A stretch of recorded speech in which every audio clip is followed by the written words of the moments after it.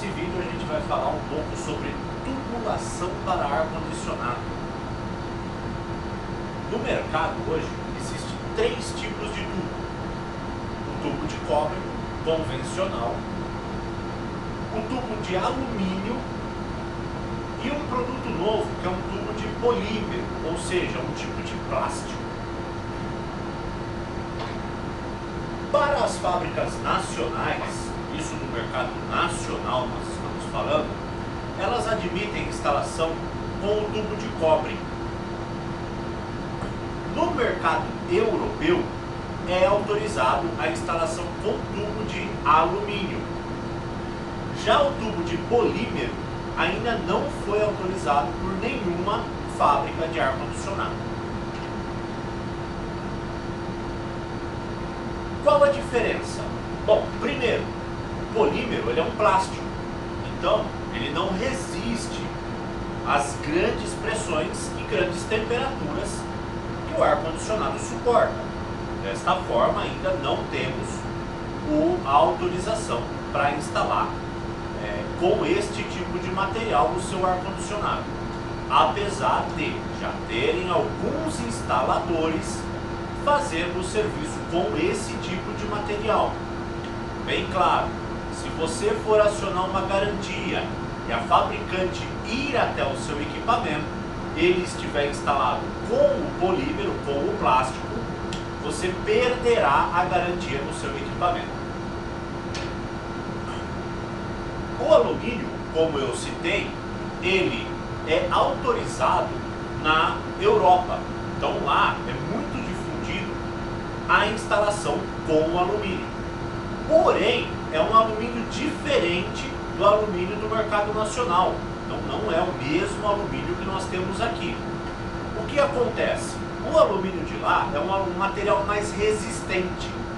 Dessa forma, as fábricas testaram e aprovaram a instalação com alumínio. No Brasil, isso não aconteceu. Não aconteceu essa autorização. Então, da mesma forma que com o polímero, o alumínio, se você tiver uma instalação com ele e necessitar de uma garantia onde a fábrica for verificar esse equipamento, essa garantia vai ser negada, salvo se for uma máquina mini split da linha fixa da marca Carrier. Eles homologaram a instalação com alumínio. Todos os outros fabricantes e as outras linhas de ar condicionado da Carrier não podem utilizar alumínio. O que acontece? As conexões da máquina, tanto a conexão que vem para você utilizar, que é esta porca, quanto a conexão fixa na máquina, elas são de bronze ou latão. Esse bronze ou esse latão, principalmente o latão, que é o mais usual, ele é carregado positivamente. O alumínio, ele é carregado negativamente, ou seja, ele tem muitos elétrons na sua composição. Quando os dois ficam em contato, ou seja, uma montagem executada com uma flange e uma porca, eles ficam em contato. Este contato faz com que o alumínio ceda elétrons para o latão. Nesse ceder elétrons, o alumínio perde material, começa a se fragilizar e rompe. É chamado a corrosão galvânica ou corrosão elétrica. Nesse romper, o equipamento perde todo o seu gás.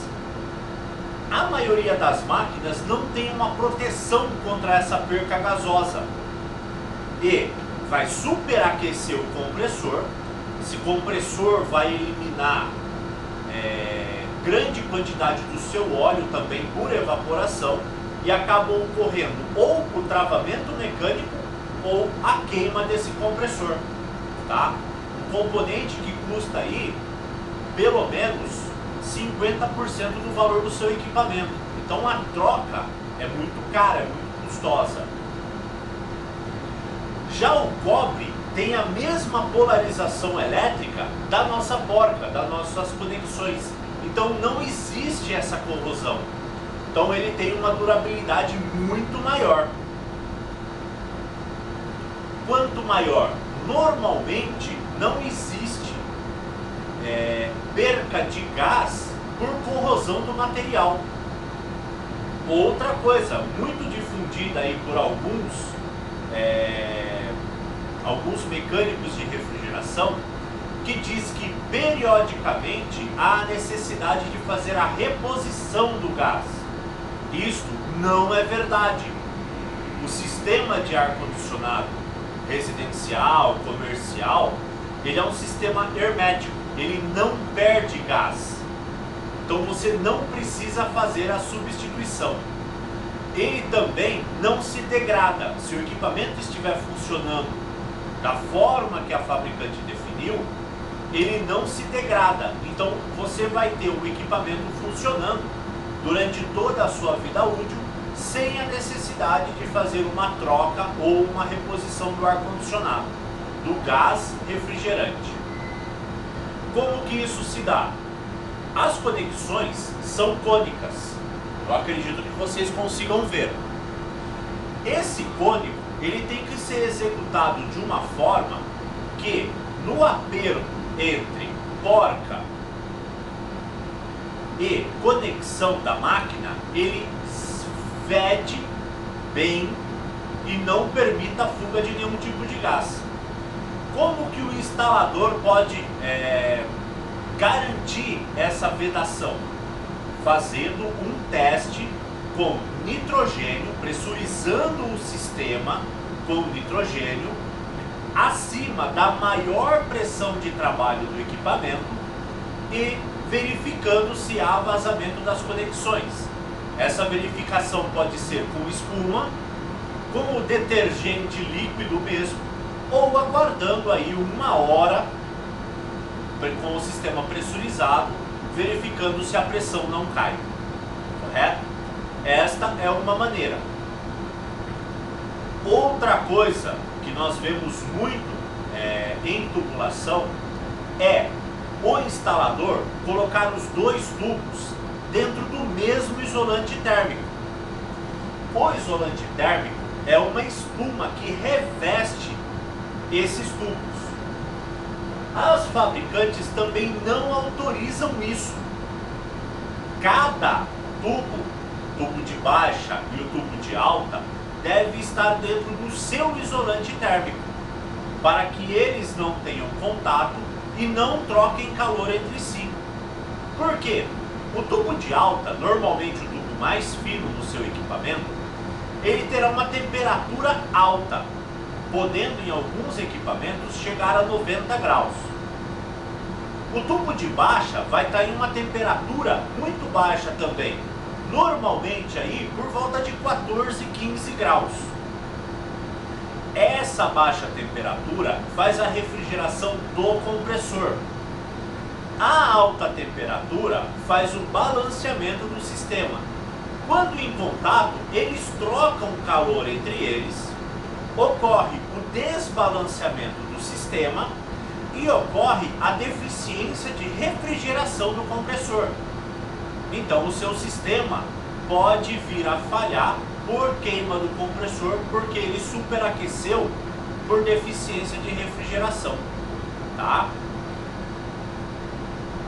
Nada impede de, estando cada tubo dentro do seu isolante térmico, o instalador vir depois e passar uma fita de PVC ou uma fita autoadesiva, alguma coisa para fazer o acabamento e deixar os dois isolantes térmicos em contato, um com o outro.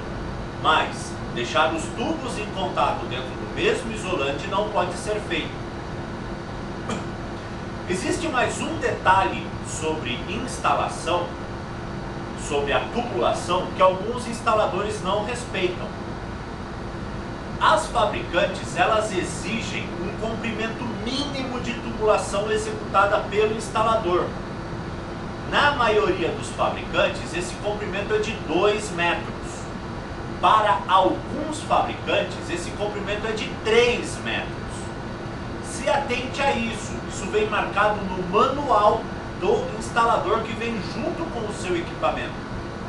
Por quê? Se você precisar acionar uma garantia e a fábrica vir ou mandar um técnico dela para verificar a sua garantia e não existir esse comprimento mínimo, a sua garantia será negada.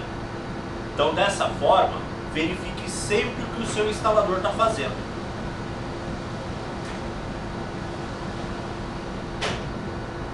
Outra coisa que se atente, o seu instalador ele deve executar vácuo no sistema. Por quê? Para garantir que sua máquina não terá umidade e não acontecerá a queima. Dessa forma, procure sempre um instalador que tenha bomba de vácuo, cilindro de nitrogênio para executar um serviço bem feito. Ok? Até a próxima aula.